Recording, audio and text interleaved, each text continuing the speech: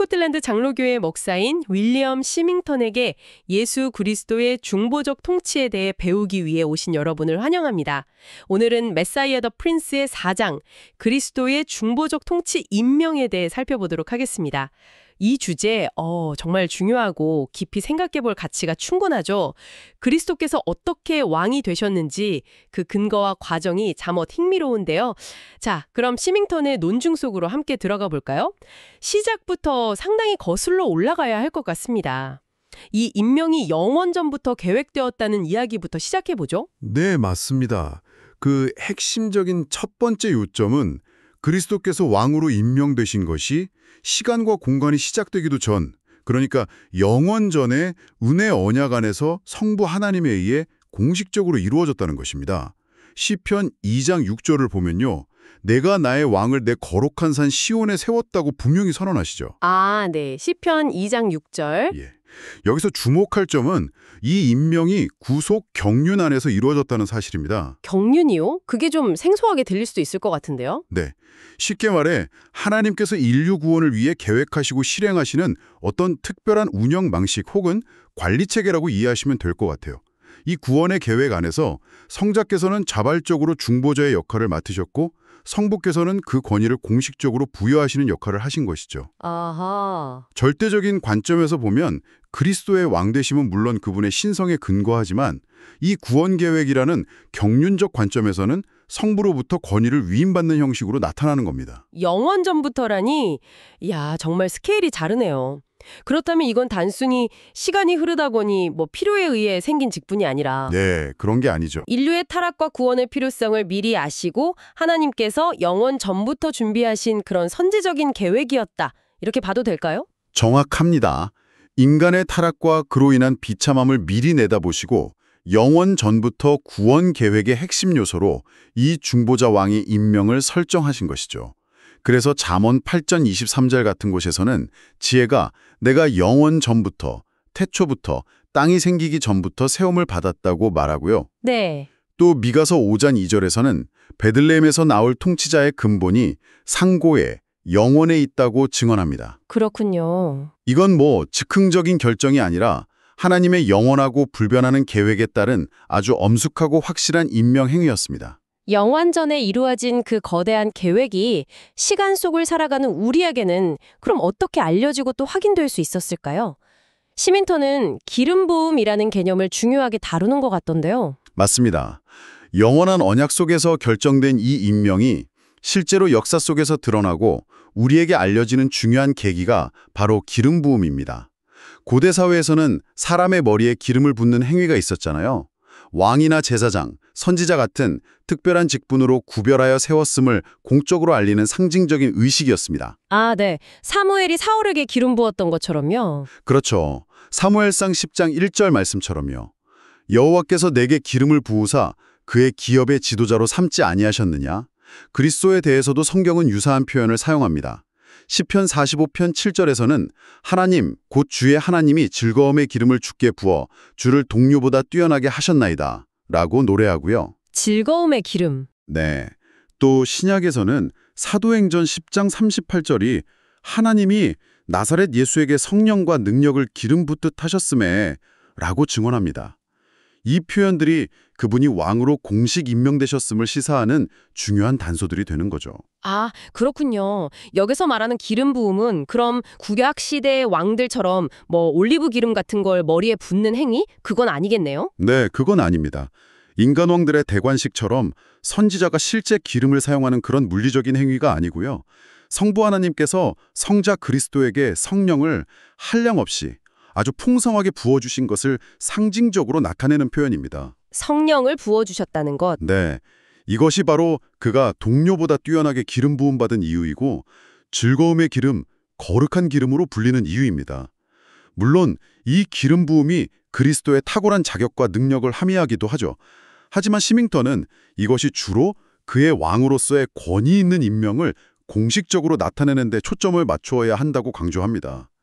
성령의 임재와 능력이 바로 그가 하나님께서 세우신 왕이라는 증표가 된 셈이죠. 자, 그럼 정리를 좀 해보면 영원전에 이미 왕으로 임명되셨고 또 성령을 통해 상징적으로 기름 부음 받아서 그 임명이 시간 속에서 계시되었다. 네, 그렇습니다. 그런데 시밍턴은 그리스도의 부활 이후에 이 왕권 수여가 더욱 분명하게 나타났다고 설명하는 것 같아요. 여기서부터 좀 더 흥미로워지는데요. 이미 왕이셨다면 부활 이후에는 정확히 무엇이 달라진 걸까요? 아주 중요한 지점입니다. 그리스도의 왕으로서의 임명은 그분의 부활과 승천 이후 왕권을 실제로 수여받으시고 행사하심으로써 더욱 완전하고 명확하게 나타났습니다. 시밍턴은 이걸 중보자 왕의 공식적인 즉위식 또는 대관식에 비유할 수 있다고 말합니다. 즉위식이요? 네, 영원전에 계획되고 기름 부음을 통해 예표되었던 왕권이 그리스도께서 죽음을 이기시고 부활하셨을 때 온 우주 앞에 공포되고 그 권능이 최고조로 발휘되기 시작했다는 것입니다. 성경은 종종 그리스도의 왕권이 그분의 낮아지심, 특히 십자가에서의 죽기까지 순종하신 것에 대한 보상으로 주어졌다고 묘사하기도 하거든요. 아, 보상으로요? 네, 예를 들어 빌립보서 2장 8절에서 11절을 보면 그가 죽기까지 복종하셨기 때문에 하나님이 그를 지극히 높여 모든 이름 위에 뛰어난 이름을 주시고 하늘과 땅의 모든 존재가 예수의 이름에 무릎 꿇게 하셨다고 말씀합니다. 잠깐만요. 여기서 약간 혼란스러울 수도 있겠는데요.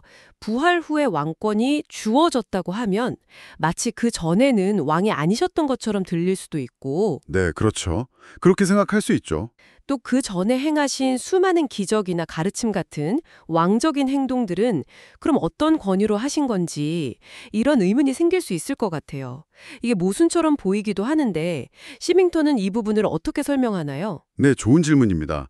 시밍턴도 이 부분을 명확히 다룹니다. 결론부터 말하면 모순이 아닙니다.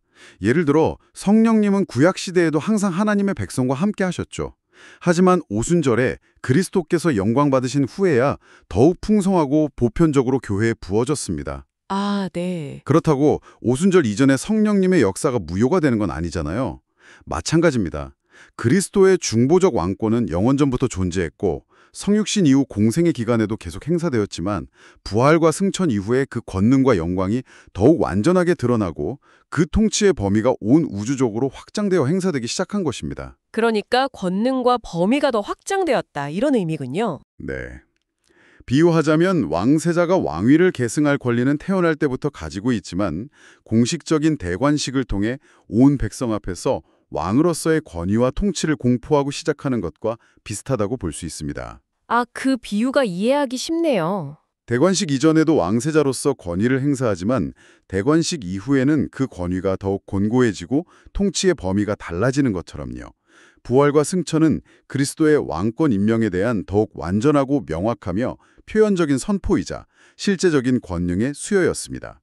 사도행전 2장 36절에서 베드로가 그런즉 이스라엘 온 집은 확실히 알지니 너희가 십자가에 못 박은 이 예수를 하나님이 주와 그리스도가 되게 하셨느니라 고 선포한 것이나 네, 그 유명한 설교죠.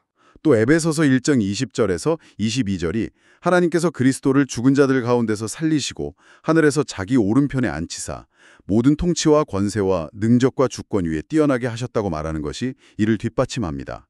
시편 24편에 문들아 너희 머리를 들지어다 라는 찬양처럼 승리하신 왕께서 천사들의 환호 속에 하늘 보좌에 오르셔서 그의 왕국의 공식적인 통치를 만방에 선포하며 시작하신 그림을 그려볼 수 있습니다. 영원한 계획, 상징적인 기름 부음, 그리고 부활과 승천을 통한 장엄한 즉위식까지 정말 점진적이면서도 확실하게 그분의 왕 되심이 드러나는 과정이네요. 네, 그렇죠.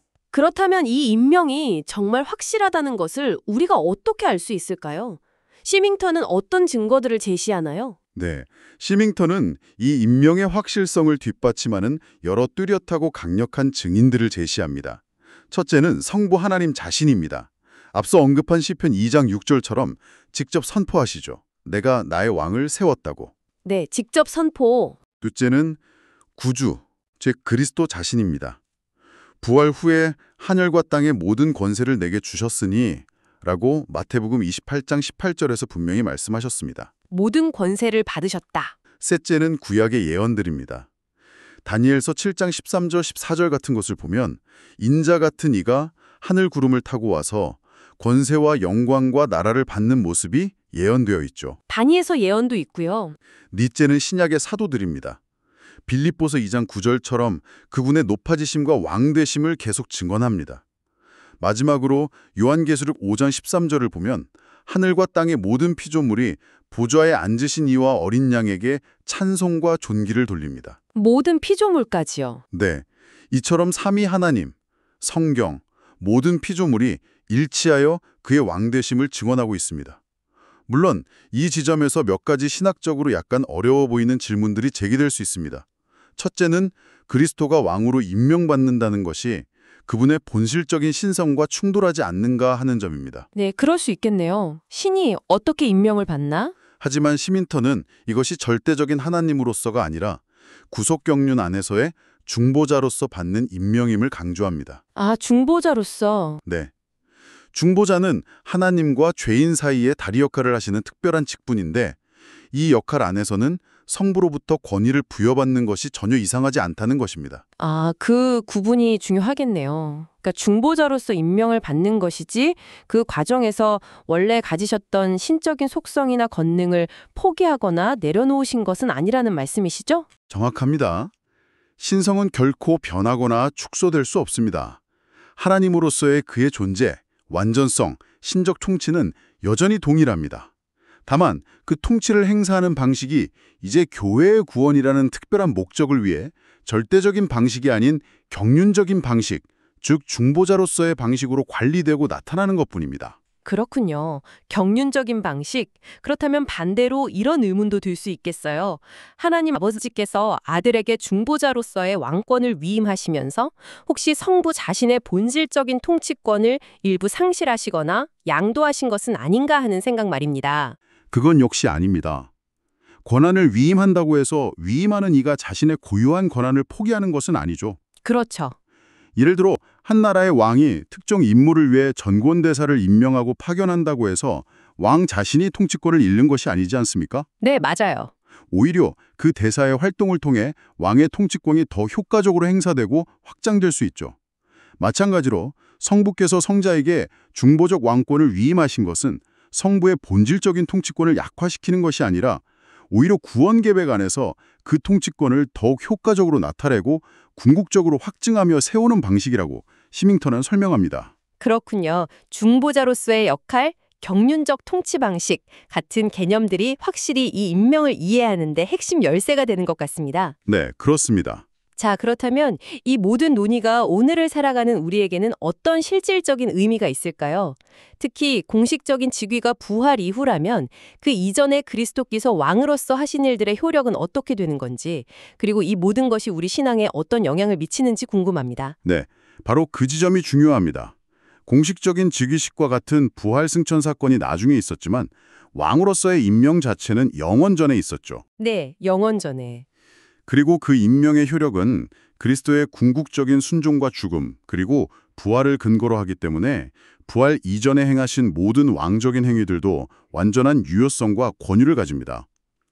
죄가 세상에 들어온 순간부터 그리스도께서는 중보자로서의 모든 직무, 즉 선지자, 제사장, 그리고 왕으로서의 직무 수행을 시작하셨다고 볼 수 있습니다. 아, 처음부터요? 네, 예를 들어 에덴 동산에서 아담과 하와에게 가죽옷을 입히시며 교회를 시작하신 것, 아벨의 영혼을 영광 가운데 받으신 것, 노아와 언약을 맺고 교회를 재건하신 것, 아브라함을 부르시고 언약을 세우신 것, 또 모세 시대를 통해 이스라엘이라는 국가 형태의 교회를 설립하신 것, 사사들을 세우시고 다윗 왕조를 통해 왕정 통치를 보여주신 것 등등 구약 전체에 걸쳐 나타나는 하나님의 통치 활동은 모두 장차 오실 그리고 이미 영원히 임명되신 왕, 메시아의 중보적 통치 행위의 일부였다고 시밍턴은 해석합니다. 와, 구약 전체가 그분의 통치 아래에 있었다고 볼 수 있겠네요. 그렇죠. 이것이 오늘날 우리에게 주는 중요한 의미는 크게 두 가지로 요약할 수 있습니다. 첫째, 그리스도의 이 합법적이고 권위 있는 임명은 모든 도덕적 피조물, 특히 우리 인간에게 그분의 말씀과 통치에 대한 순종을 요구한다는 것입니다. 순종의 요구. 네, 요한일서 2장 3절에서 5절 말씀처럼 우리가 그의 계명을 지키면 그를 아는 것이고 그의 말씀을 지키는 자는 하나님의 사랑에 그 속에서 온전하게 된다고 했죠. 그리스도는 찬탈자나 임의로 권력을 잡은 분이 아니라 하나님께서 직접 세우신 합법적인 왕이십니다. 따라서 그분의 통치에 복종하기를 거부하는 것은 단순한 의견 차이가 아니라 하나님께서 세우신 권위에 대한 반역이며 심각한 죄가 되는 것입니다. 합법적인 왕이시기에 순종해야 하는 요구.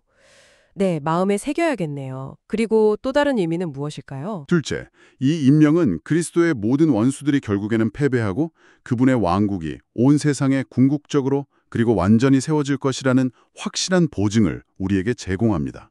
아, 궁극적인 승리. 네, 전능하신 하나님께서 직접 그를 왕으로 임명하시고 세우셨는데 감히 누가 그분의 계획과 통치의 성공을 막을 수 있겠습니까? 시편 2편을 보면 세상의 군왕들이 나서며 서로 꾀하여 하나님과 그의 기름 부음 받은 자를 대적하려 하지만 하늘에 계신 이가 웃으시며 그들을 비웃으시고 결국 철장으로 그들을 깨트리실 것이라고 약속하십니다. 하늘에서 웃으신다니 그 표현이 참 인상적이네요. 그렇죠. 그러므로 하나님의 백성인 우리는 그리스도의 이 중보적 통치 임명을 기뻐하고 그 어떤 세상의 혼란과 반대 속에서도 흔들리지 않는 그분의 왕국의 안정성과 궁극적 승리를 확신하며 살아갈 충분한 이유가 있습니다. 네, 오늘은 윌리엄 시밍턴의 글을 통해 그리스도께서 어떻게 중보자 왕으로 임명되셨는지 그 깊고 장엄한 과정을 따라가 보았습니다. 영원전 언약 안에서의 계획된 임명, 성령을 통한 기름 부음으로 시간 속에서 드러나심, 네. 그리고 부활과 승천을 통한 완전한 권능의 공포와 주기식, 그리고 수많은 증인들까지. 정말 대단하네요. 이 모든 것은 그분의 통치가 흔들릴 수 없는 합법적인 기반 위에 서 있으며 우리에게 기꺼운 순종을 요구할 뿐만 아니라 어떤 상황 속에서도 부분의 왕국이 반드시 승리할 것이라는 소망과 확신을 준다는 것을 확인했습니다. 그렇습니다.